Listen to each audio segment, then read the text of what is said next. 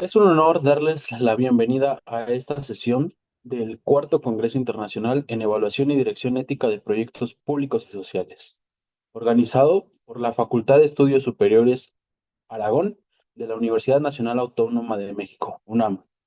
Como en cada encuentro, buscamos fomentar el intercambio de ideas y la reflexión sobre temas clave para el desarrollo de proyectos públicos y sociales, fortaleciendo así este espacio de diálogo académico.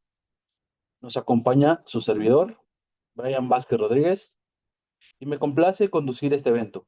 En esta ocasión tenemos el honor de contar con la participación de la doctora María Emily Reiko Ito Sugiyama, quien presentará el panel de especialistas titulado Aspectos éticos en los proyectos de promoción de la salud, en colaboración con la doctora Gabriela Rodríguez Ceja y el maestro Diego Falcón Manzano.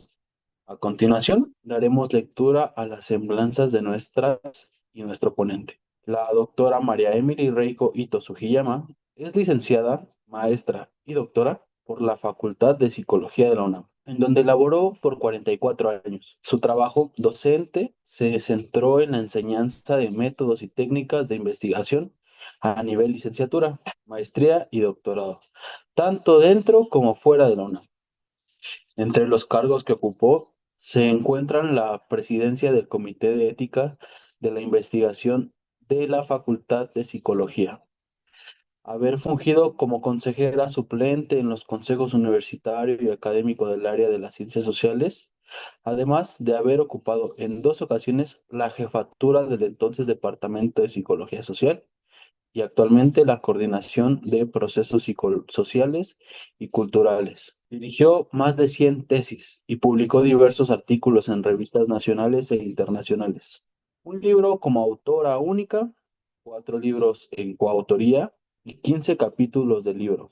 Sus temas de interés son el estudio de la identidad, los afectos de la globalización y de la irrupción de las TIC en la vida cotidiana, así como la ética profesional, especialmente en investigación social. Agradecemos a la doctora María Emily Reiko Ito Sugiyama su valiosa participación. Continuamos con la semblanza de la doctora Gabriela. La doctora Gabriela Rodríguez es investigadora del Centro de Estudios Mayas del Instituto de Investigaciones Filológicas de la Universidad Nacional Autónoma de México, maestra y doctora en antropología por el Instituto de Investigaciones Antropológicas de la UNAM y licenciada en psicología por la misma facultad de la UNAM. En la misma casa de estudios realizó un postdoctorado en estudios sobre las emociones y el cuerpo en la Facultad de Estudios Superiores Iztacala. Es profesora en el posgrado de estudios mesoamericanos y en la Facultad de Psicología, en el claustro de procesos psicosociales y culturales. Tutora en el posgrado en estudios mesoamericanos, en el posgrado de antropología y en la Facultad de Psicología. Sus proyectos de investigación antropológica se han centrado en los campesinos migrantes al municipio del Calakmul, especialmente los choles. Ha trabajado los temas de migración, identidad, narrativa oral, la corporalidad, las dinámicas afectivas y la construcción de la persona. Sus investigaciones recientes se han enfocado en las concepciones choles sobre las enfermedades mentales y otros padecimientos crónicos, la búsqueda de atención en contextos de pluralismo terapéutico y de relaciones de desigualdad estructural, así como los procesos de traducción cultural en el contexto médico clínico. Agradecemos a la doctora Gabriela Rodríguez su valiosa participación. Finalmente, el maestro Diego Falcón Manzano, quien tiene una licenciatura en psicología por la UNAM, ganador del Premio Nacional de Tesis en Psicología CNEIP en 2006, titulado con honores en la Maestría de Psicología Social Comunitaria por la Universidad de Buenos Aires, Argentina, especialista en psicología social, principalmente en temáticas relativas a la psicología social comunitaria, migración, violencia, tortura, identidad cultural, medicina tradicional, memoria colectiva, entre otros. Posee una amplia experiencia en organizaciones humanitarias desarrollando estrategias de identificación y traslado de poblaciones víctimas de violencia extrema para la atención integral.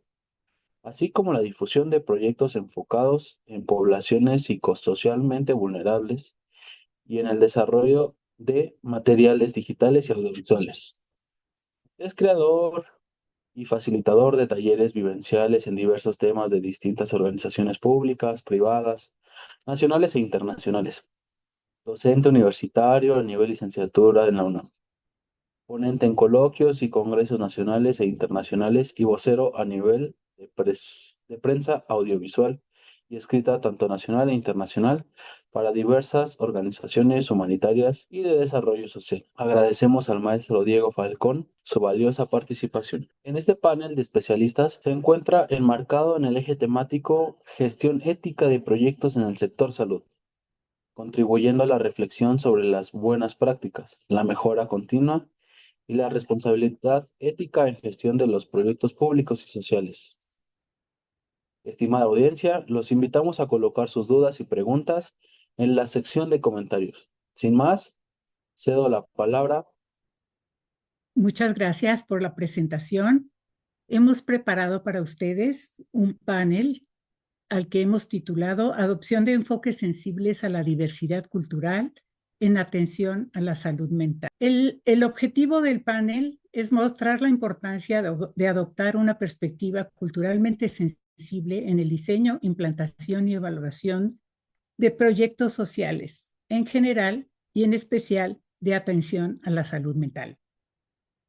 Partimos de la idea del planteamiento de que ahora los criterios para diseñar y evaluar programas son de tipo utilitarista y neoliberal, en donde se fija mucho más están enfocados hacia la mejora de la calidad de vida, pero en realidad con criterios y estándares de vida capitalista y de consumo del mundo occidental y por lo tanto muy ajenos a la diversidad cultural que prevalece en el mundo. En cuanto a la atención a la salud es un derecho fundamental al que todo ser humano debería tener acceso, pero nos encontramos que en la actualidad y en nuestro país en especial existe una desigualdad muy marcada en el acceso a los servicios de salud y que la calidad y la efectividad de estos servicios usualmente es poco satisfactoria. También que dentro del campo de la salud se ha soslayado la importancia de la salud mental de las personas y la mayor parte de los programas están centrados en la atención a la salud física. Este panel está focalizado precisamente a estos grupos que han sido excluidos normalmente, tradicionalmente, que son los que se denominan los pueblos originarios y las minorías étnicas que en nuestro país están representados por toda la población afrodescendiente. Pero también en los últimos años están las personas en situación de migración y de desplazamiento forzado, que también pueden provenir ya sea de un país extranjero o dentro del propio país y se tienen que ir moviendo a diferentes regiones. Y todos los programas pretenden ser universales y por lo tanto han sido ajenos a la diversidad cultural y a las necesidades específicas de estos grupos. Nuestra propuesta justamente es que deberíamos incluir en los aspectos éticos para diseñar y evaluar programas el enfoque basado en la diversidad y en el respeto a las culturas. Estos son nuestros datos de contacto que aparecerán más adelante en cada una de las presentaciones. Le cedo la palabra, le pido a la doctora Gabriela Rodríguez que nos comparta su presentación. Y muchas gracias, Emily. Bueno, muchas gracias al comité organizador por la oportunidad de presentarme en este espacio. Y bueno, a las personas que espero me estarán escuchando pues en el momento de la difusión pues de este material, ¿no? Si puede pasar a la siguiente, por favor.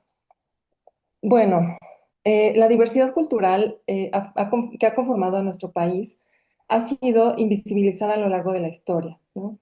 Esto ha sido producto del proyecto nacionalista que ha tenido como base a la ideología del mestizaje, que buscaba construir una nación homogénea en un sentido cultural. En las primeras décadas del siglo XX se consideraba que la persistencia de la cultura de los pueblos originarios era nociva para estos pueblos, pero sobre todo para el país que se quería construir. Se planteaba como un imperativo erradicar esa diversidad, que era valorada en un sentido negativo, tomando como punto de partida una perspectiva racista que afirmaba la superioridad del modelo civilizatorio occidental europeo sobre el de los pueblos que tenían su origen en este continente. Para lograrlo, se implementaron políticas con las que se buscaba forzar a estos grupos a dejar atrás su cultura y sus lenguas para ir en busca de la promesa de ejercer derechos fundamentales como la educación, la impartición de la justicia o la salud, pues la condición para acceder a estos derechos era convertirse en mexicanos que hubieran adoptado como propia la cultura occidental. La siguiente, por favor. Con el tiempo, estas políticas han provocado que cada vez haya menos personas que se identifiquen como parte de los pueblos originarios, que los padres no quieren enseñarle a sus hijos sus lenguas maternas, pues prefieren que aprendan el español, o que las personas decidan abandonar sus prácticas culturales que fueron transmitidas a través de las generaciones, porque estas no son valoradas socialmente y les dejan pocos recursos económicos para sobrevivir. Por ejemplo, poco a poco se han dejado de practicar y de transmitir conocimientos relacionados con la producción agrícola, que tienen que ver con los ciclos de todo lo vivo y con el movimiento de los astros. Algo similar ha pasado con conocimientos relacionados con el uso de la herbolaria tradicional. La siguiente, por favor. Quienes no aceptaron esta imposición se fueron quedando al margen de la distribución de recursos públicos y del acceso a infraestructura, y también recibiendo servicios deficientes que habían sido diseñados con una perspectiva cultural única, ajena a los pueblos originarios. Estos factores en conjunto han generado procesos de empobrecimiento y de marginación que han impactado en su salud, y sus consecuencias se pueden apreciar en indicadores como menor esperanza de vida, en los elevados índices de morbilidad y mortalidad, así como en el menor acceso a atención médica especializada. Con el paso del tiempo, estas políticas recibieron duras críticas por parte de activistas y académicos, pero sobre todo de los mismos pueblos afectados, que se han movilizado en numerosas ocasiones poniendo al frente este tipo de denuncias. Es importante decir que también se han implementado políticas que han tenido como objetivo tratar de revertir estas violencias estructurales. Algunas han tenido más éxito que otras, pero en conjunto es posible decir que los esfuerzos han sido insuficientes y que todavía existen necesidades y brechas importantes que es necesario atender. La siguiente, por favor. Se han escrito varios trabajos en los que se han analizado críticamente las limitaciones que han tenido algunas de estas políticas. Y lo que nos dicen es que ha habido esfuerzos que no se han sostenido en el tiempo, lo que ha impedido que realmente tengan eficacia, que algunas políticas generaron contradicciones con otras políticas dirigidas a esta misma población, o que han generado confrontaciones con integrantes de las comunidades que no se lograron resolver. Esto se relaciona con que no se han evaluado de forma sistemática las políticas implementadas o no se han tomado en cuenta los resultados de las evaluaciones para dar seguimiento y tomar decisiones que realmente contribuyan a superar las fallas que han sido detectadas. También sabemos que México ha sido gobernado bajo regímenes presidenciales que duran 6 años y que cada gobierno llega con una agenda e impulsa temas a los que les quiere dar prioridad, lo que dificulta tener una continuidad transeccional. Además de que no se suelen contemplar las necesidades de los pueblos originarios, lo que se ha reflejado en fuertes limitaciones presupuestales que subsisten hasta el día de hoy. Y bueno, también sabemos que esa agenda ha estado vinculada a intereses globales impulsados por instituciones que han ofrecido préstamos a los países a cambio de impulsar políticas contrarias a la sociedad y a la posibilidad del ejercicio de sus derechos. La siguiente, por favor. Por otra parte, salvo algunas excepciones, actualmente el español sigue siendo la lengua con la que las instituciones de salubridad ofrecen sus servicios. Al tratarse de pueblos originarios que tienen sus propias lenguas, esta dinámica ha contribuido a dificultar o a impedir el acceso a beneficios básicos, como la comprensión mutua entre médicos y pacientes, la detección oportuna de enfermedades, la consolidación de adherencia terapéutica o en última instancia la atención médica. Esto muestra que ha habido una violación de sus derechos lingüísticos, lo que a su vez ha impedido el ejercicio de su derecho a la salud. Además, las instituciones de salud ofrecen en su mayoría atención con perspectiva biomédica o médica científica, la cual tiene como objeto de análisis al cuerpo biológico, constituido como un referente físico y universal, por lo que las enfermedades son construidas como entidades que son consecuencia de lesiones somáticas o de disfunciones. La biomedicina se caracteriza por una falta de capacidad para el diálogo y la valoración de conocimientos que provienen de otras tradiciones, lo que le impide reconocer al otro desde su subjetividad y sus propias necesidades. Esto implica que desde esta forma de atención se subordinan o se excluyen factores socioculturales, psicológicos, económicos, políticos o espirituales que participan en el desarrollo o el mantenimiento de los padecimientos y sobre los cuales el personal médico no recibe formación profesional. Por lo tanto, en muchos casos no logra darse cuenta de la importancia que tienen estos factores en el desarrollo de la práctica clínica. En la siguiente, por favor. Es importante considerar que los pueblos originarios tienen epistemologías propias desde las cuales interpretan sus padecimientos. Estos conocimientos han sido transmitidos en la larga duración a través de una fuerte cultura oral, por lo que constituyen formas de sentido común que son compartidas al interior de los grupos y que suelen surgir cuando la enfermedad se manifiesta.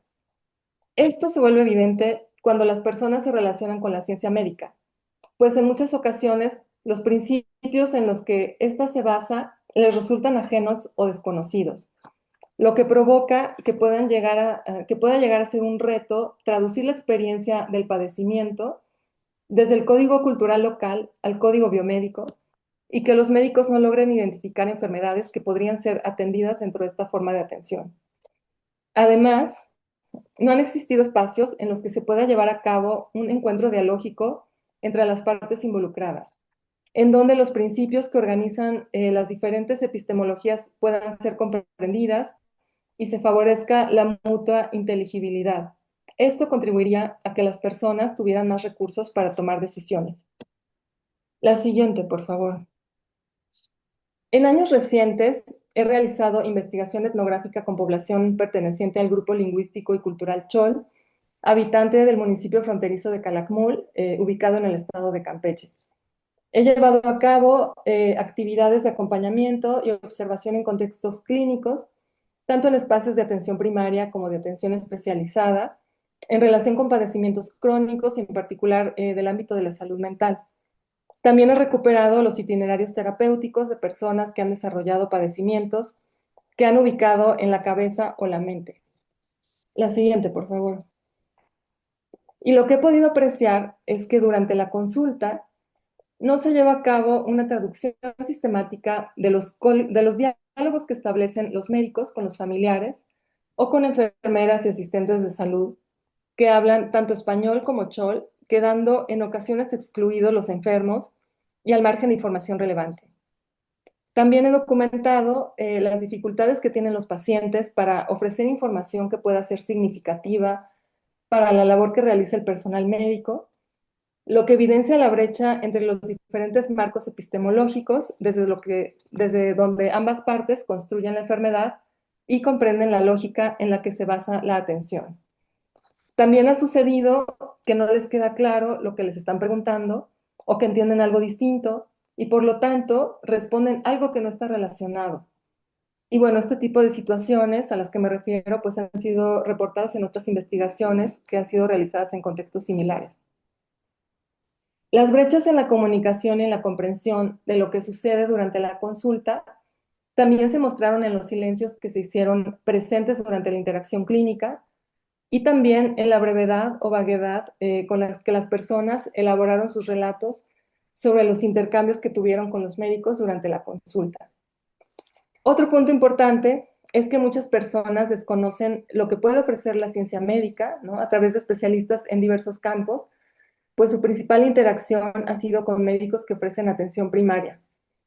Por otra parte, Los profesionales suelen utilizar terminologías o se refieren a procesos biológicos que son desconocidos en su mayoría por los usuarios de los servicios. También he identificado que existe poca o nula vinculación de médicos y enfermeras con los servicios especializados en salud mental, lo que se expresa en un deficiente sistema de referencia. La siguiente, por favor. En años recientes he entrevistado a médicos que han dado atención a población CHOL en las clínicas públicas del municipio y varios han expresado no haber tenido problemas en la comunicación con los pacientes, a pesar de que muchos de ellos tienen un conocimiento limitado del español. Pareciera que los médicos, en cuanto advierten que las personas entienden y hablan un poco de español, asumen que también pueden comprender todo lo que estos profesionales digan y pueden expresar todo lo que necesitan comunicar, pero no se aseguran de que eso realmente suceda. A pesar, las barreras en la comunicación intercultural, ¿no?, que han sido descritas, a esta se debe agregar que los médicos que dan atención primaria tienen una muy limitada formación en salud mental y esto impide que puedan detectar las enfermedades de forma oportuna y que puedan referir a las personas a lugares que ofrezcan atención especializada. Por supuesto, a esto se debe de agregar que este tipo de atención se suele ofrecer en las ciudades principales, ¿no?, que se ubican en las capitales de los estados y que normalmente están muy retiradas de las comunidades, por lo que se requiere tener recursos económicos tan solo para poder llegar. La siguiente, por favor. Bueno, sabemos que los denominados trastornos mentales tienen una elevada prevalencia a nivel mundial, que generan fuerte carga de enfermedad, así como elevados costos económicos y sociales. También sabemos que una importante proporción de las personas que los han desarrollado no recibe atención a lo largo de su vida. Por otra parte, algunos estudios han mostrado que las enfermedades mentales y neurológicas producen más discapacidad que otras condiciones crónicas como la diabetes o trastornos cardíacos. Y bueno, esto conlleva una limitación o derivado de estos padecimientos, surge en las personas una limitación en sus posibilidades de desarrollo, lo que se traduce en restricciones en el acceso a la educación escolarizada, en una disminución de sus capacidades productivas y de sus ingresos, o en la dificultad de establecer relaciones interpersonales o de pareja. La siguiente, por favor. En la investigación realizada sobre salud mental con población CHOL, se encontró que cuando los médicos no lograron detectar la enfermedad subyacente o ofrecieron medicamentos que no ayudaron a resolver el problema de salud, las personas concluyeron que no se trataba de una enfermedad de doctor, sino que la enfermedad debía ser atendida por un curandero, pues se consideraba que se trataba de un mal que había sido producido de forma intencional por alguna persona que tenía poder para provocar el daño. Otra posibilidad era que el mal hubiera sido ocasionado por alguna entidad no humana, como un dueño, un aire o el espíritu de algún animal, lo que habría afectado al componente espiritual de la persona, además del componente corporal. En los casos estudiados se encontró que la atención ofrecida por curadores tradicionales y populares no contribuyó a lograr una mejoría sostenida en las personas enfermas. Entonces, lo que vemos es que las personas acuden a los centros de salud esperando encontrar una solución a sus padecimientos, pero esto no siempre sucede, en parte por las limitaciones que tiene el personal médico que se ubica en un contexto de diversidad cultural. Me parece importante resaltar que en ocasiones estas limitaciones han obstruido o incluso han cancelado la posibilidad de encontrar un recurso de atención, de mejoría o en algunos casos de recuperación dentro del campo de la salud mental, no porque no exista, sino porque la violencia estructural impide que este sea visible y mucho menos asequible. La siguiente, por favor. Y bueno, aun cuando en los últimos años ha habido avances en el reconocimiento de los derechos lingüísticos de los pueblos originarios en el ámbito de la salud, y desde el gobierno federal se han impulsado políticas que han promovido las prácticas interculturales, los logros siguen siendo insuficientes. Hasta el momento se han generado esfuerzos que no han logrado articularse en propuestas integradas que generen un avance sustantivo en el ejercicio de los derechos en salud de estos pueblos. La siguiente, bueno, les agradezco su atención y espero haré sus comentarios. Bueno, está la bibliografía. Muchas gracias. Ahora vamos a presentarles la ponencia del maestro Diego Falcón. Muchas gracias, Emily, muchas gracias, Gaby, por la presentación. Gracias al comité organizador por la invitación a presentar este trabajo y también a la Facultad de Estudios Superiores Aragón por el gran esfuerzo de hacer este congreso, ¿no? Ya el cuarto es toda una trayectoria, entonces muy contento de poder estar acá y colaborar en esta mesa.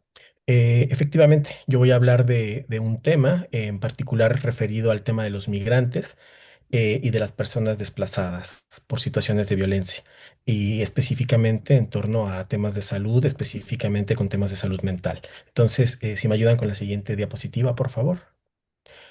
El objetivo de la presentación es reflexionar sobre la movilidad humana, como ya mencioné, con especial énfasis en las personas desplazadas por temas de violencia, particularmente aquellas que cruzan México en camino hacia Estados Unidos. Vamos a analizar los contextos psicosociales de los que provienen, los impactos en salud mental derivados de la exposición a las muchas violencias a las que se enfrentan estas poblaciones y a los ambientes precarios y hostiles en su tránsito por el país, así como las dificultades que tienen para acceder a los servicios de salud, con especial énfasis en la salud mental, derivados de carencias estructurales en un sistema sanitario que no los contempla.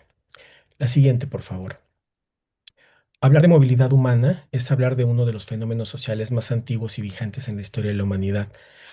El ser humano, desde que es ser humano, es un ser que se mueve, ¿eh?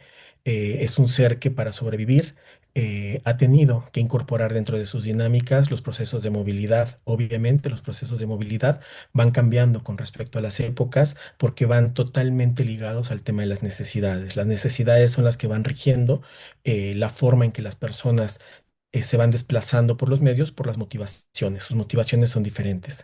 Es importante señalar que migrar, de acuerdo con la Organización de las Naciones Unidas, refiere al movimiento de personas desde su lugar de residencia habitual hacia un nuevo lugar, ya sea cruzando fronteras internacionales, que sería la migración internacional tal cual, o desplazándose al interior del país de origen, que sería el desplazamiento interno. Por ejemplo, ya sea por temas económicos, como por ejemplo las migraciones productivas que tenemos en México, de aquellas poblaciones que migran con respecto a los ciclos de las cosechas, principalmente a la pizca en el norte del país o diferentes producciones en el sur, o cuando migran por situaciones de violencia, como tenemos con poblaciones en Guerrero, Oaxaca, Chiapas, ¿no? ¿Qué tan importante o qué tan significativo es hablar de movilidad humana en la actualidad? Bueno, un poco para dimensionar los impactos que tiene este fenómeno, se estima que actualmente 1 de cada 8 personas en el mundo se encuentra en condiciones de movilidad.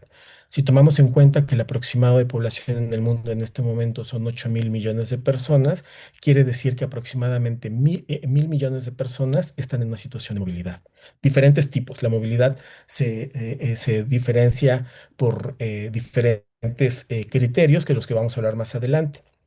La movilidad implica necesidades físicas, sociales, sanitarias, emocionales y culturales. Cuando estamos hablando de cientos, miles o millones o cientos de millones de personas en movilidad, la gente no solo cambia, no solo se desplaza en espacios geográficos. El desplazamiento implica necesidades físicas, son cambios de contextos, cambios de climas, cambios de culturas, cambios de interacciones, modificaciones en los impactos emocionales que tiene el dejar tu lugar de origen y llegar a otro sitio, independientemente si es dentro o fuera de un país.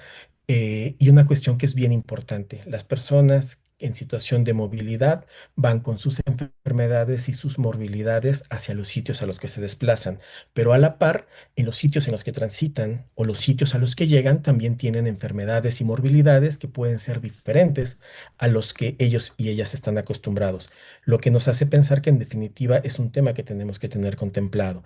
Todo esto va enmarcado, por supuesto, en las diferentes interacciones a nivel cultural que van a ser las significaciones y resignificaciones que tiene tanto para el que viaja como para el que despide y como al que recibe. La siguiente, por favor. Un tema que es muy importante contemplar en el tema de la movilidad humana es el de la violencia. La violencia histórica y tradicionalmente también va acompañada con los movimientos y con el desarrollo cultural de los seres humanos. La violencia en muchos sentidos. En este caso, como mencioné, yo me voy a enfocar específicamente al tema de las personas que cruzan México con destino hacia Estados Unidos.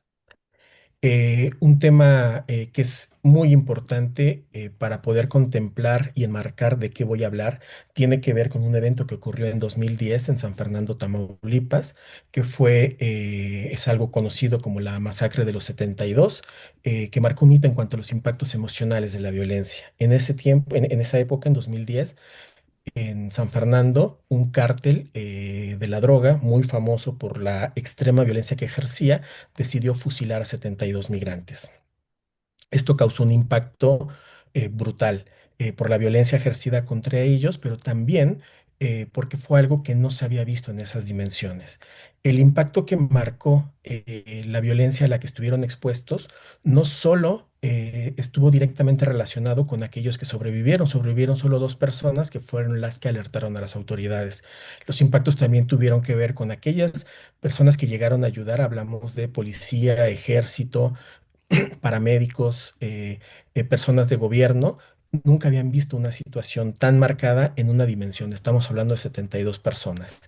Esto causó impactos en las personas a nivel de salud mental. Esta exposición a este tipo de violencia no lo habían visto y digamos que inicialmente se contempló como una cuestión de atención en crisis y ahí quedó, pero después se dieron cuenta que este tipo de violencia causaba impactos en las personas que eran testigas o acompañantes que se prolongaban en el tiempo. Entonces, una reacción inmediata que hubo entre sistemas de salud y organizaciones que apoyan a poblaciones en movilidad y que se enfocan en situaciones de violencia fue, bueno, vamos a identificar de dónde surgen estos eventos de violencia a los que se enfrentan para poder hacer planes de intervención.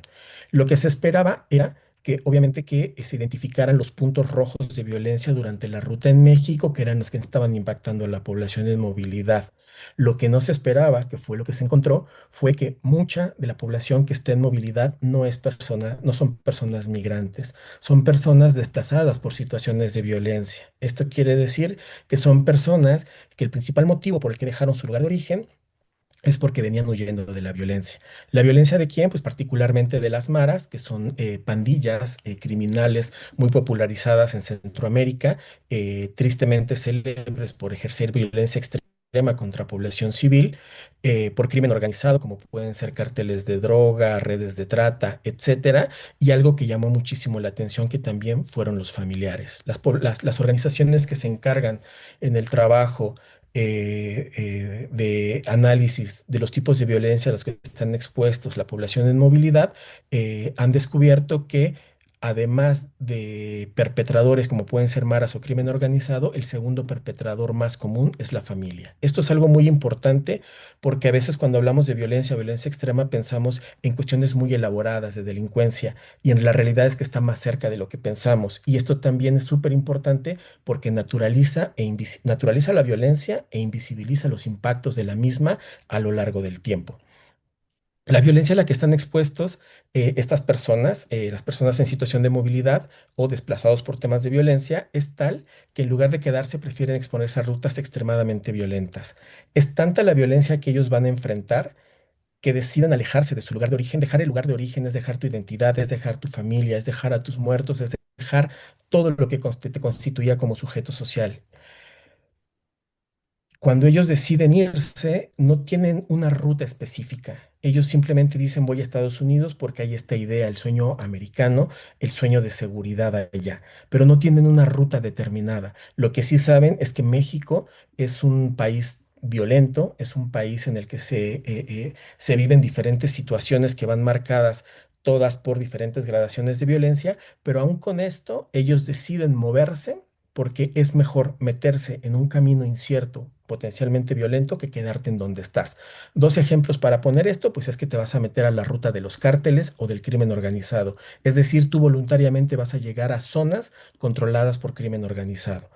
Y un ejemplo muy claro de esto es algo que en su momento se conoció como la vacuna antimexicanos. Esto es, imaginen mujeres que han vivido situaciones de violencia para tan fuertes que deciden meterse en una ruta en la que saben que es altamente probable que vayan a ser abusadas, bueno, no abusadas sexualmente, violadas en las próximas semanas.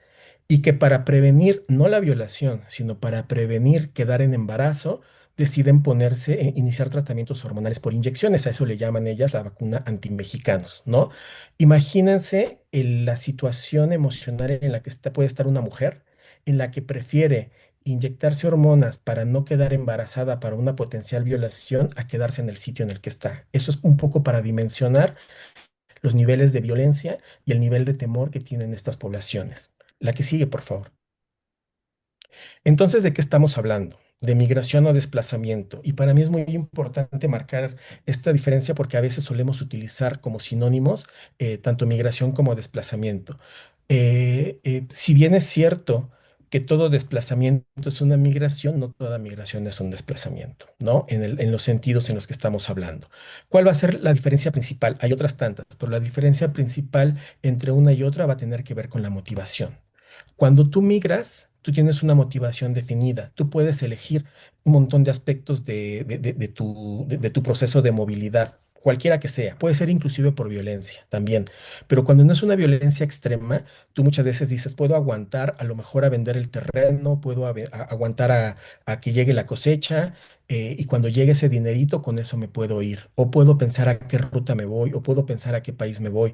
O si es una migración laboral, veo que hay mejores situaciones de condiciones laborales en otro lugar que me pueden permitir ayudar a mi familia, pues yo decido en dónde me conviene más irme. A lo mejor hasta si van más personas de la comunidad, me voy con ellos, o si tiene que ver por una cuestión inclusive educativa, ¿no? En la migración tú tienes la capacidad de decidir. En el desplazamiento no. En el desplazamiento no tienes oportunidad de elegir. En el desplazamiento es ese momento en el que tu vida o la vida de tus seres queridos corre peligro inmediato y entonces tienes que tomar lo poco que alcances a agarrar, si es que logras agarrar algo, y tienes que salir huyendo. Huyendo sin ruta, simplemente con la motivación de alejarte del sitio en el que estás. La gran mayoría de las personas que son desplazadas por violencia es gente que no tiene la oportunidad de poder regresar a su lugar de origen. ¿Por qué? Porque están amenazados o porque corren alto peligro, ya sean ellos o sus familiares. Para dimensionar otra vez esto de manera global, hablábamos de que 1.000 millones de personas actualmente en el mundo se encuentran en situación de movilidad. Pues de estos 1.000 millones, 398 millones están en situación de movilidad por un tema relacionado con violencia. Pueden ser violencias de muchos tipos: violencia económica, violencia institucional, violencia física, violencia psicológica. Es decir, estamos hablando del 40% de la población en movilidad. Pero de estos 398 millones, 117 millones están en condición de desplazamiento, y aquí incluimos a refugiados, solicitantes de refugio o desplazados internos. Esto quiere decir que 117 millones de personas actualmente en el mundo están en una situación de movilidad derivado de un tema de violencia extrema. Y esto es muy importante porque viene otra cuestión particular. Cuando abordas estos temas, irónicamente, trabajar la violencia es bien difícil, porque la violencia es un tema que en la teoría es muy fácil de determinar, pero en la práctica es muy difícil de definir. ¿Por qué? Porque lo que es violencia para mí puede no ser violencia para ti. Luego entonces los registros oficiales o de organizaciones o personales o de instituciones o de asociaciones civiles van a variar mucho en cuanto a los criterios, porque va a haber personas que el simple hecho, bueno, no el simple, sino, por ejemplo, que una mirada lasciva, un acercamiento inoportuno puede ser una situación violenta, pero para la persona de al lado puede no serlo. Para la persona de al lado la violencia puede ser hasta que hay un moretón o un golpe, pero para la persona de al lado de esta puede ser que un moretón o un golpe no es violencia, sino que violencia la va a considerar hasta que hay sangre. Y así nos podemos ir para la derecha o para la izquierda en cuanto a las gradaciones. Esto hace muy difícil en la práctica poder como tener datos certeros de todas estas situaciones. La que sigue, por favor. ¿Cuáles son los impactos de la violencia y las dificultades de acceder a los servicios de salud? Hay una cuestión muy importante. Dejemos de lado por un momento el tipo de violencia al que son ejercidos, aunque en todo momento en esta presentación estamos hablando de exposiciones a violencia extrema. El gran problema con la violencia es que la exposición súbita o prolongada, súbita como lo que hablamos en el caso de la masacre de los 72 en Tamaulipas, o una violencia prolongada como la que presentan muchas de las personas en situación de desplazamiento, acarrea impactos significativos en la salud mental de las personas. El estar expuesto a la violencia tiene un primer mecanismo de defensa o un mecanismo de adaptación que es la naturalización de la violencia eh, social y psicológica y emocionalmente, cuando nosotros estamos expuestos a la violencia, si es prolongada, secuencialmente la tratamos de normalizar como una manera de protección y lo que esto va a derivar es que la violencia vaya gradualmente aumentando. Y si la violencia va gradualmente aumentando y prolongándose en el tiempo, eso va a causar afectaciones y sintomatologías cada vez más complicadas. Esto hace que muchas de las personas que están en situación de movilidad tengan necesidades, hablando en cuestiones de salud mental muy específicas, pero entre más tiempo pasan sin atenderse y más expuestos están a la violencia, estas necesidades son cada vez más complicadas y requieren de atenciones cada vez más especializadas. El gran problema está en que cuando las poblaciones migrantes o en situación de movilidad se acercan a los centros de salud, en el camino, en la ruta o en las ciudades en las que paran o las comunidades, regularmente lo que encuentran es el rechazo. ¿Por qué? Porque mucho personal sanitario se quedó con una idea antigua que no sé bien de dónde surgió, que si tú recibías a un paciente y tenías la noción de que podía ser un migrante, tenías que hablar al Instituto Nacional de Migración para que le detuvieran. Esto hace que la gente no acuda a solicitar ayuda y aquí estamos hablando desde una persona que se pudo haber lastimado un pie hasta una persona que puede tener un brote psicótico. Al respecto, solamente queda señalar que el artículo 8 de la Ley de Migración establece que toda persona tiene derecho a la atención médica independientemente de su situación migratoria. El que tú estés regular o irregular en el país no es una limitante para que tú puedas tener acceso a servicios de salud público. Sin embargo, en la práctica, como ya mencioné, muchas veces esto es negado, ya sea porque el personal de salud piensa que está cometiendo una falta administrativa al atender a una persona sin papeles, pero también muchas veces es por miedo, porque las personas en situación de movilidad muchas veces vienen desaliñadas, muchas veces vienen en su mejor versión social, por mencionarlo de alguna forma, y muchas veces es por el rechazo y también por el clasismo. No es lo mismo que me llegue a pedir apoyo un tal, no sé, un migrante que es de pelo rubio y de ojos claros a que me venga a pedir apoyo una persona morena o de piel oscura, ¿no? Estas cuestiones sí marcan muchas diferencias. Uno de los grandes debates que hay al respecto y sobre todo se incrementó este sentimiento a partir de poco antes de la pandemia, cuando empezó el auge de las caravanas, particularmente en 2017, cuando empezaron las caravanas de haitianos y luego se han ido mezclando con las caravanas también de centroamericanos, es que la población mexicana, mucha población mexicana dice, ellos si tienen necesidades, hablando de cuestiones de salud, que le pidan a sus gobiernos que se las atiendan. México no tiene por qué atender las necesidades en salud de estas personas si nosotros mismos tenemos nuestras carencias, nuestros servicios de salud son insuficientes como para atender a estas personas que no son mexicanos, que no pagan impuestos y que no tienen papeles. Bueno, hubo un grupo de investigación que hicieron un análisis general sobre esto y a la conclusión a la que llegaron es que analizando las principales morbilidades y necesidades que tienen en temas de salud la población en situación de movilidad en México, para 2024 es que equivaldría al 0,06% del presupuesto del INSABI. Esto quiere decir ni siquiera el 1%. Luego entonces eso tira un poco por tierra el argumento de que sería un impacto económico que desequilibraría el sistema de salud. Obviamente, estos son estudios experimentales, exploratorios, perdón, muy generales, ya que es muy difícil y se requeriría realmente de toda una estructura oficial para poder tener datos más certeros, pero una aproximación y una proyección sería esta. La que sigue, por favor. Violencia y salud mental. Les comentaba yo que la población, mucha de la población que viene viajando atravesando México para llegar a Estados Unidos, mucha de ella es población que viene huyendo de la violencia. Se estima que el 51% de las personas inician su viaje por un tema de violencia.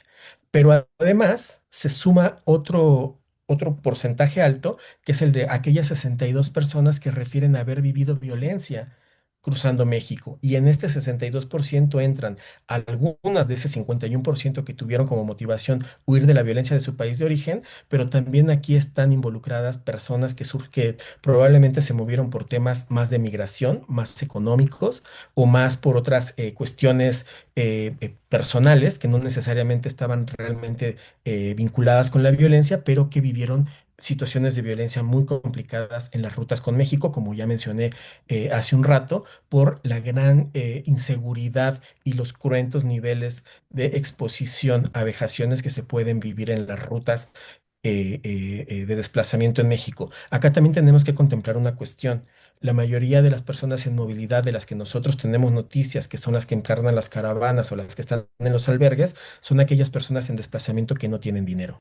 Justo por eso van en esas rutas. Las personas que deciden moverse, ya sea por violencia o ya sea por otras motivaciones y que tienen dinero, no van a estar en una caravana ni van a llegar a los albergues. Es decir, estamos hablando de la población vulnerable, más vulnerable en estos contextos, ¿no? ¿Cuáles son las principales afectaciones que van a presentar estas poblaciones, las que están expuestas a niveles cruentos de violencia? Pues trastorno de estrés postraumático, trastorno de estrés postraumático complejo, ansiedad, depresión y afectaciones en funcionalidad, que son básicamente los ítems característicos y clásicos de la violencia. Estas son cuestiones como muy identificadas, que se pueden ser muy prevenibles, o por lo menos muy tratables, pero que si nosotros las dejamos pasar y no se atienden oportunamente con profesionalidad y no se atienden oportunamente en temporalidad, son una bola de nieve. Se van complicando y entonces un gasto menor que podría haberse atajado desde el primer momento se vuelve un gasto muy complejo. Puesto en otras palabras, si tú lo atajas en Tapachula y lo atiendes oportunamente, te evitas que lleguen a Tijuana totalmente desbordados, si es que logran llegar hasta allá. La falta de atención oportuna deviene en necesidades cada vez más especializadas, muchas de ellas psiquiátricas. Hablando de salud mental, cuando no das la atención oportuna o la atención profesional y la atención contextualizada socioculturalmente y en temporalidades adecuadas, una cuestión en salud mental relativamente compleja pero tratable puede desbordar inclusive hasta situaciones psiquiátricas. ¿Cuál es el problema cuando esto se nos va hasta el tema psiquiátrico? Pues que aunque la Organización Mundial de la Salud sugiere que exista un psiquiatra por cada 10.000 habitantes, actualmente en México existen 0,36 psiquiatras por 10.000 habitantes. Puesto en otras palabras, en México existe un psiquiatra por cada 40.000 personas. Entonces ahí ya nos metemos en un gran problema. Una forma en la que se está tratando de abordar estas problemáticas tienen que ver con la capacitación de personal sanitario con temas psiquiátricos, el denominado MHGAP. ¿Cuál es el problema con el MHGAP? El problema con el MHGAP es que clínicamente o farmacológicamente puede ser adecuado, pero como vimos en la presentación de la doctora Gabriela, si no están contextualizadas las necesidades en los sentires culturales de todas estas personas que están en movilidad, el impacto o la adherencia terapéutica va a ser prácticamente nula. Y no estamos hablando solamente de centroamericanos. Ya hablé hace un rato que tiene que ver un poco con cuestiones de rechazo, clasismo, pensar en la migración solamente de centroamericanos, pero por México. México es la puerta de entrada de la diversidad del mundo. Por nuestras rutas, por nuestros albergues y por nuestros caminos de migración viene gente de Asia, de Medio Oriente, del Caribe, de África. Y estamos hablando de muchas diferencias culturales, sociales, de lenguaje inclusive, muchas diferencias religiosas, creencias en general, que van a tener un impacto en toda esta dinámica. La siguiente, por favor. En conclusión, los impactos en salud mental son impredecibles y devastadores si no son atendidos a corto plazo por personal capacitado. No se trata de estigmatizar al personal en salud. Muchas veces el personal de salud de verdad que dan de corazón todo lo que tienen en cuanto a recursos personales o materiales, pero en este tipo de situaciones dar un apoyo incondicional no es suficiente. Sí se requiere estar preparado y sensibilizado para los contextos y las necesidades de este tipo de poblaciones. No solamente tienen que estar capacitados en cuestiones clínicas, inclusive tampoco solamente en las cuestiones psicosociales, sino sensibilizados culturalmente. Muchas veces, de verdad, el poder sanador de la escucha puede cambiar radicalmente un tratamiento terapéutico o puede abrir la oportunidad de que se acerquen a pedir el apoyo o puede brindar la oportunidad de que exista una adherencia terapéutica adecuada. Eh, Hablar de movilidades es hablar de necesidades y de duelos, y ahí va la emoción mezclada en todos los sentidos, lo que quiera que culturalmente signifique el duelo. Recuerden que la persona que empieza una ruta en movilidad, lo primero que pierde es la identidad. Dejas de ser Diego y te vuelves el mexicano o el chilango, o el americano, si es que estás en otro continente, yo qué sé, o el latino, ¿no? Las infancias, las personas de tercera edad, las minorías sexuales y las diversidades son aquellas que estarán más expuestas a los impactos de larga data. Las consecuencias pueden resultar social y económicamente más caras que si se desarrollaran estrategias preventivas o de reacción multidisciplinar organizadas. De verdad que la organización, la sensibilización y empezar a utilizar políticas de salud preventivas más que reactivas incrementaría el impacto de dichas estrategias y reduciría el gasto de las mismas. Muchísimas gracias. Y bueno, la bibliografía. Muchas gracias. Bueno, ahora por último, tomaré yo la palabra y es un poco hacer una reflexión acerca de los aspectos éticos que deberíamos estar considerando en los proyectos de promoción de la salud, en especial de la salud mental, que como ya mencionamos, ¿verdad? Es el aspecto que menos se considera dentro de la atención y los presupuestos en el sector salud. Entonces, el objetivo de esta última charla, muy breve, es argumentar acerca de la importancia de partir de un enfoque culturalmente sensible en el diseño, implantación, evaluación de programas sociales gubernamentales, especialmente para el caso de los relacionados con la salud mental, destacando el reconocimiento de otras formas de vida que implican metas y valores distintos de aquellos impuestos por la occidentalidad. Entonces, como ya habíamos comentado, ¿verdad? Actualmente está, digamos, en boga el tema de tomar decisiones con base en la evidencia. Pero, ¿cuál es la evidencia? ¿Cómo se recoge la evidencia? ¿Con qué criterios se recoge la evidencia? ¿Sí? También concebir que el progreso y el bienestar son volverse occidentales, volverse capitalistas, neoliberales y finalmente, ¿verdad?, expoliadores del ambiente y explotadores de los seres humanos. Y todo esto, ¿por qué? Porque todas las políticas y los acuerdos internacionales están en función de los intereses de los países que se consideran a sí mismos desarrollados y sociedades avanzadas. Entonces, como una crítica, ¿verdad? Christians nos dice, se está ejerciendo un imperialismo intelectual, la manera en que nos enseñan a pensar, a medir y a recoger evidencias. Dentro de los antecedentes de esta situación está la propuesta del estado de bienestar que proviene de la reconstrucción de los países después de la Segunda Guerra Mundial, en donde se pide o se responsabiliza al Estado de que proporcione los servicios básicos. Y obviamente el desempeño se está evaluando básicamente por criterios eficientistas, no necesariamente de utilidad y de impacto social. que esto podría ser en todo caso aceptable para una organización privada, ¿sí? Con fines de lucro, pero no para los servicios de salud o los servicios gubernamentales en general. Con estas posturas se desconoce la diversidad cultural y se quiere medir todo con la misma regla y meter a todo mundo en el mismo costal. Y cuando acaso se hacen consideraciones éticas, son éticas de tipo deontológico normativo. ¿Qué quiere decir? Como debería ser, pero debería ser según quién. ¿Sí? Y son finalmente reglas y principios, ¿sí? Que se pretenden válidos universalmente, pero que habría que pensar con detenimiento si en realidad lo son. Entonces, nosotros lo que estamos enfatizando es la importancia de una perspectiva culturalmente sensible.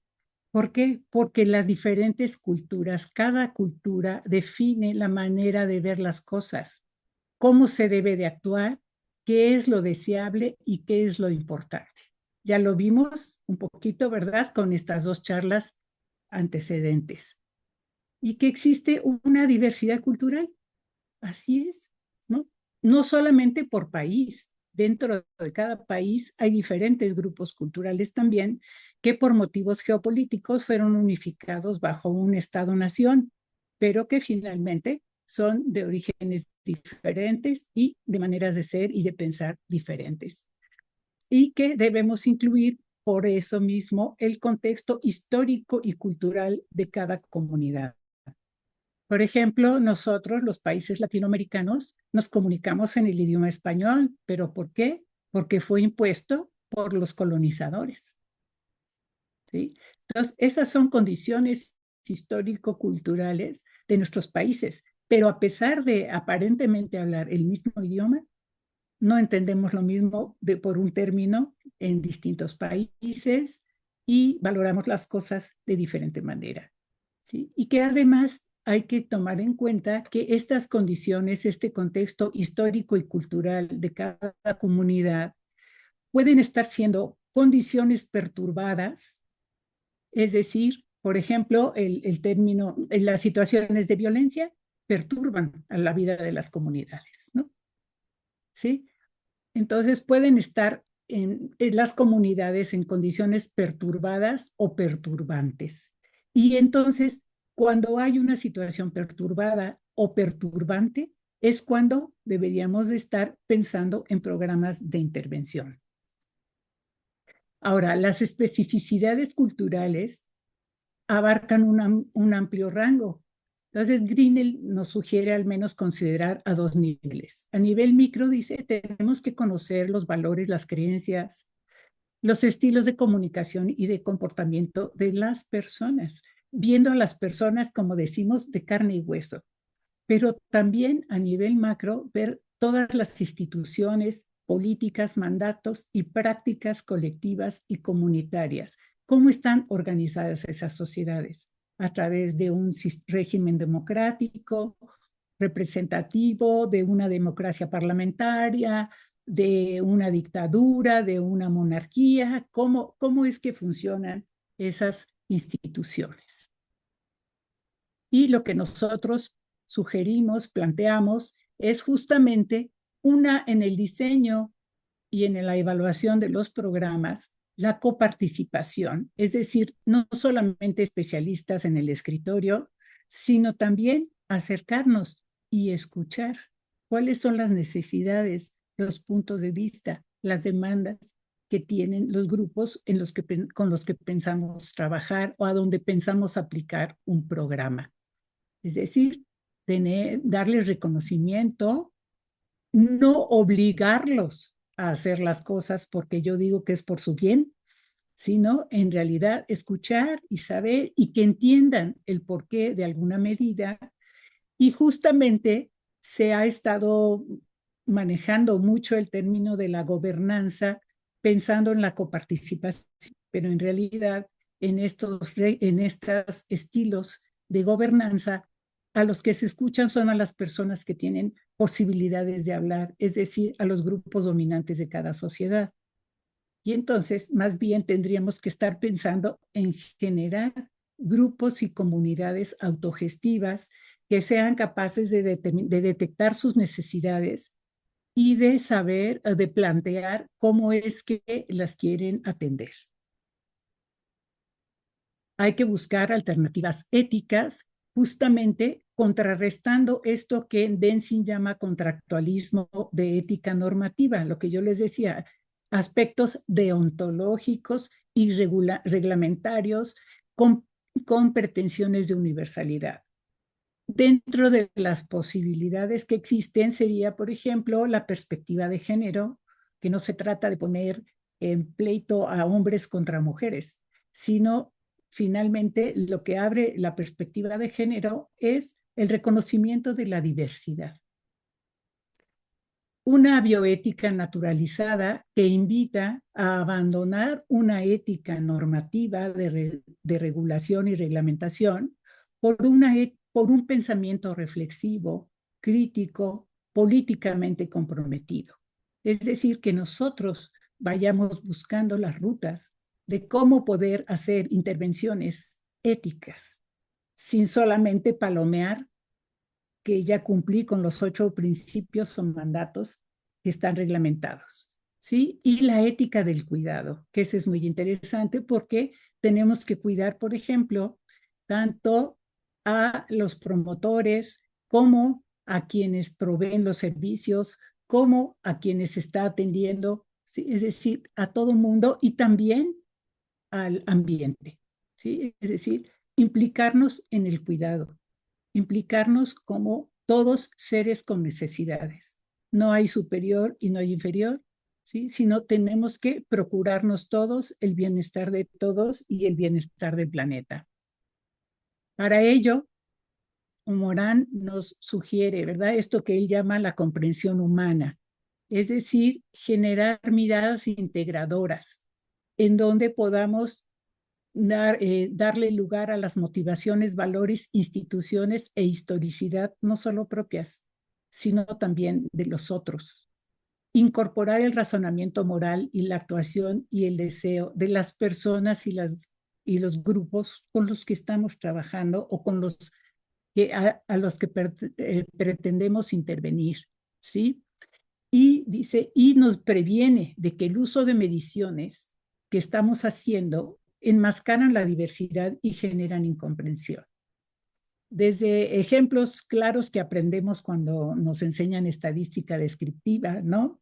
De cómo en una población con gran diversidad o gran varianza, la media aritmética no funciona para nada. Cuando no son distribuciones típicas normales, la media aritmética no sirve para nada. Cuando yo solo estoy registrando lo que a mí me interesa y no lo que a la población o al grupo le afecta o le interesa, ¿sí? No sirve de nada tampoco el tener datos, ¿sí? Entonces hay que, desde la medición, la recogida de la famosísima evidencia, ¿no? Basado en evidencia, pero evidencia de quién, de cómo o de parte de quién, de qué manera, ¿no? Y por lo tanto, ¿no? Nuestra propuesta es el diseño, administración y evaluación de proyectos, ¿no?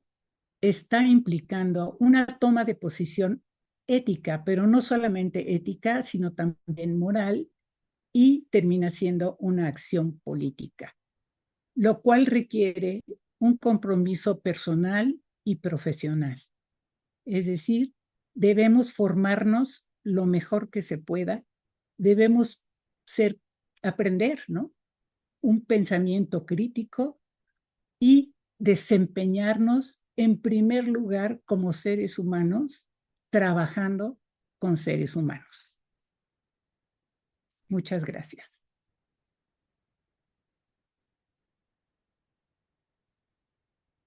Bueno, con esto damos por terminada nuestra exposición y ahora estaríamos atentas y atentas a sus preguntas, inquietudes y comentarios.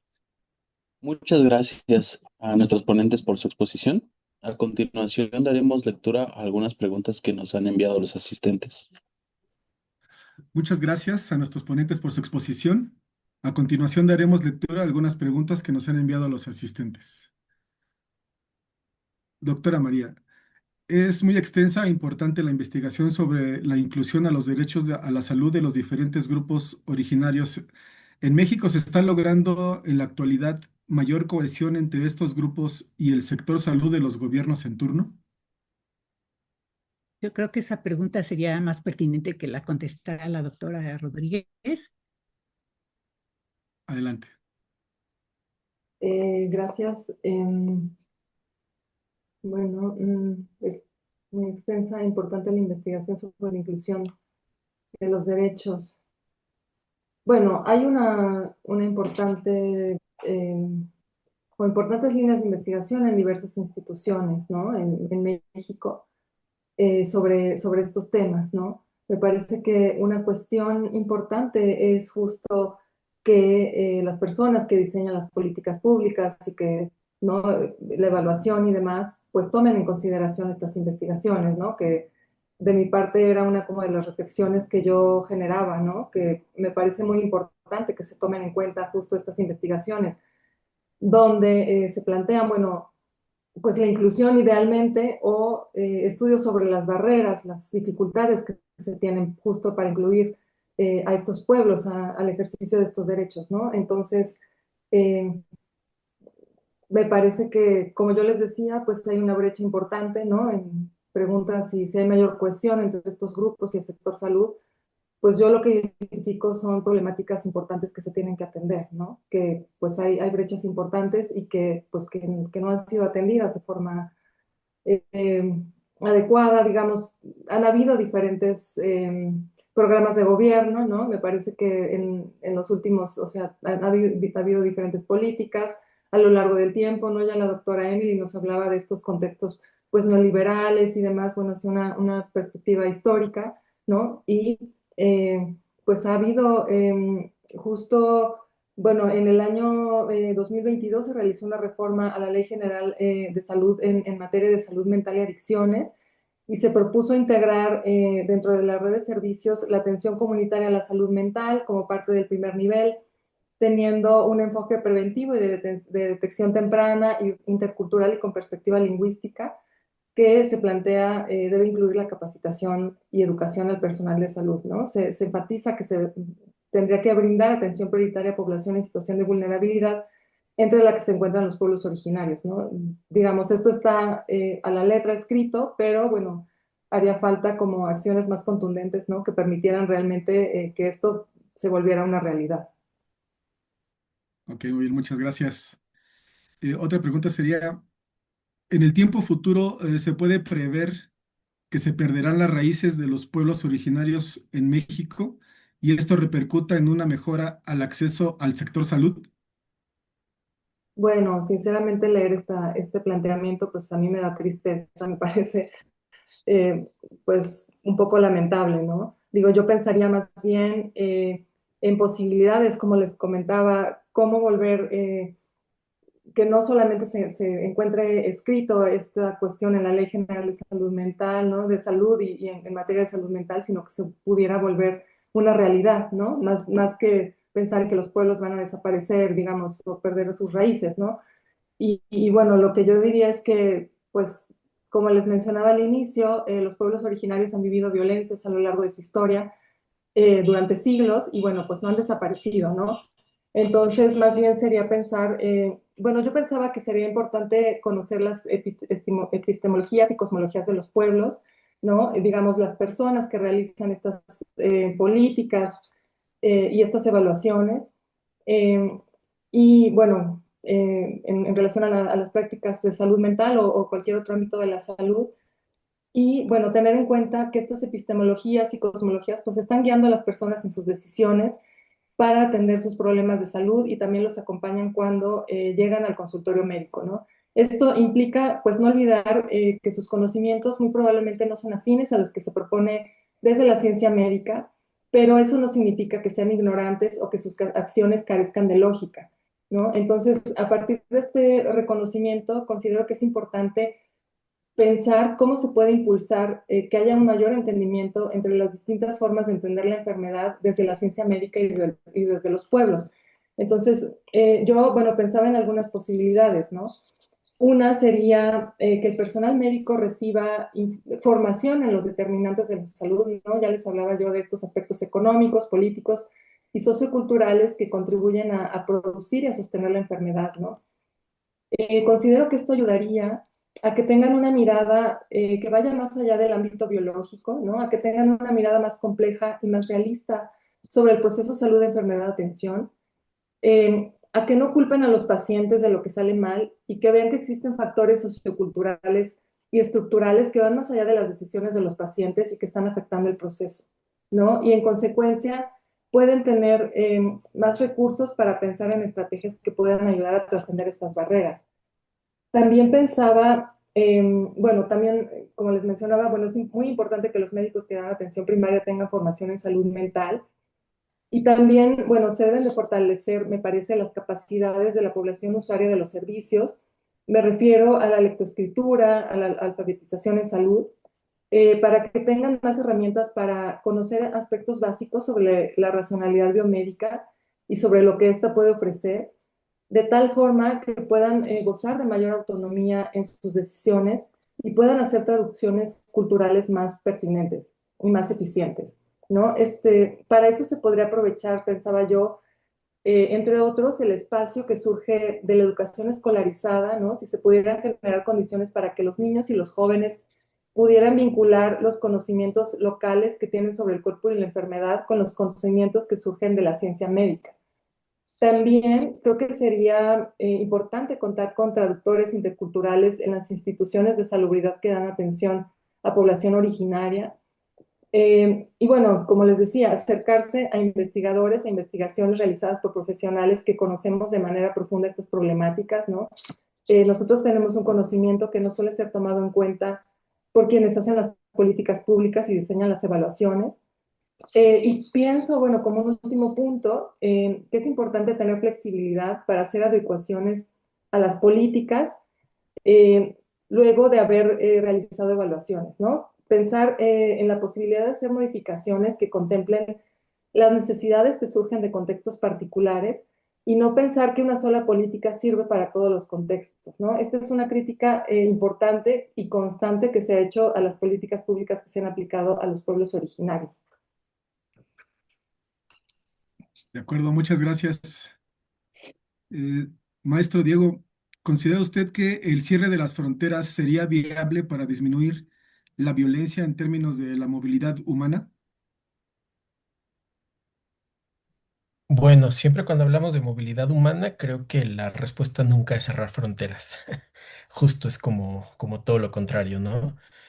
Em, Tal vez tiene que ver un poco con lo que mencionaba Emily hace un ratito en el tema de cómo se manejan los datos. Si tú me preguntas si le conviene a los países como tal cerrar fronteras para que sus datos en cuanto a violencia o necesidad de atención a la violencia, etcétera, van a mejorar, seguro que sí, pero eso no quiere decir que la violencia no exista, simplemente es que no se está registrando.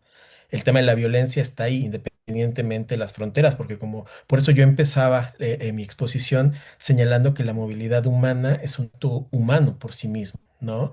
Las fronteras no, las fronteras son una cuestión política. Es una cuestión de organización estructural, si tú lo quieres poner.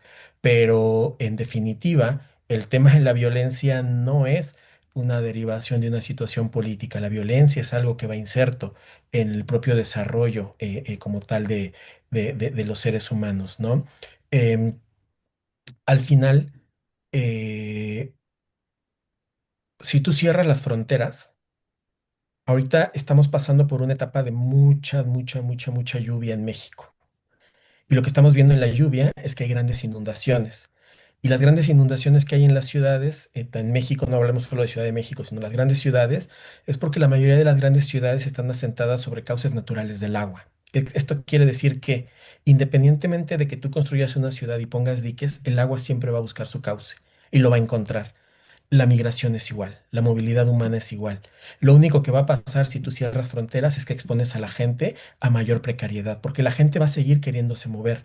Y entonces si hoy tiene una ruta determinada, violenta, pero violenta conocida hasta cierto punto, para moverte, cuando tú cambias la política migratoria, lo que haces es que generas que busquen nuevas rutas y eso los va a poner en mayor vulnerabilidad. Un ejemplo claro. Hace muchos años, en la época del presidente Peña Nieto, se echó a andar algo que se llamó política frontera sur.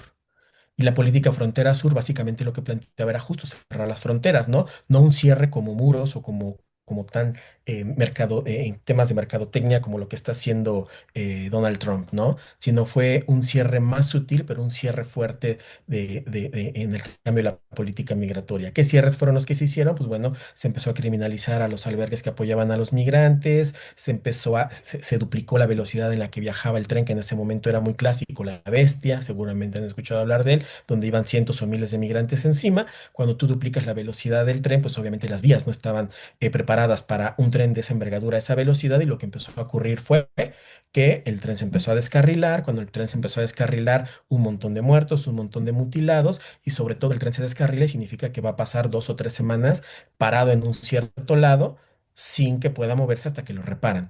La gente te puede esperar 2 o 3 días, pero no más. Después la gente, ¿qué es lo que va a hacer? Otra vez con la metáfora del agua, se van a mover a buscar nuevas rutas. ¿Qué fue lo que pasó con estas políticas de Plan Frontera Sur? Que cuando la gente dejó las rutas de las vías del tren, que eran las rutas clásicas, si tú ves un mapa de los albergues para migrantes en México, el 90% de los albergues están sobre la vera de las vías del tren, porque esas eran las rutas clásicas. Cuando hiciste el cambio de política migratoria en esta especie de cierre administrativo de la frontera, lo que pasó fue que la gente se empezó a meter por otras rutas. ¿Qué fue lo que encontró en esas otras rutas? Laboratorios clandestinos del crimen organizado, rutas del crimen del narco, y entonces para el crimen organizado lo que llegó fue una población a la que no le habían puesto tanta atención. Ponte a pensar cuál es la característica psicosocial de los migrantes. Los migrantes es gente joven, en edad de trabajar, mayoritariamente sana. Si de repente ellos te empiezan a llegar a ti a raudales y tienes gente joven, hombres jóvenes saludables, pues los puedes tú enrolar a tus bienes, a lo que tú necesites como cártel. Te llegan mujeres que puedes meter en redes de trata y te llegan infancias que además son más cotizadas en las redes de trata de personas y tal. Y ni siquiera tienes que irlos a buscar. Ellos te van a llegar con estas alteraciones en las rutas. Y los migrantes tienen una característica que es muy positiva para los crímenes, para los cárteles de crimen organizado. Es que son personas que si se desaparecen hoy, mañana no las van a buscar. Porque sus familias saben que van a perder contacto con ellos durante todo este tiempo, ¿no? Entonces pueden pasar semanas, meses o años antes de que alguien les busque y ni siquiera van a aparecer en los datos estadísticos o biométricos del país. Luego, entonces, en definitiva, cerrar fronteras no es un sinónimo de que van a reducirse las violencias. Simplemente podrían ayudar a maquillar ciertos datos, pero la violencia está ahí inserta. Entonces sería un poco como cerrarnos los ojos a la dimensión de estos impactos. De acuerdo, muchas gracias. Eh, pues con esto damos por concluida la sesión. En nombre de la Universidad Nacional Autónoma de México, la Facultad de Estudios Superiores Aragón, el Centro de Actualización y Capacitación Profesional Los Galeana, el comité organizador y nuestros patrocinadores, le damos las gracias a la doctora María Emily Ito, doctora Gabriela Rodríguez y al maestro Diego Falcón por su valiosa participación, a todos ustedes por su asistencia y les invitamos a que sigan al Congreso en nuestras diferentes redes sociales. Los esperamos en las siguientes actividades. Buen día a todos. Muchas gracias a ustedes. gracias. Muchas Gracias. gracias. Muchas gracias por acompañarnos. Muchas gracias.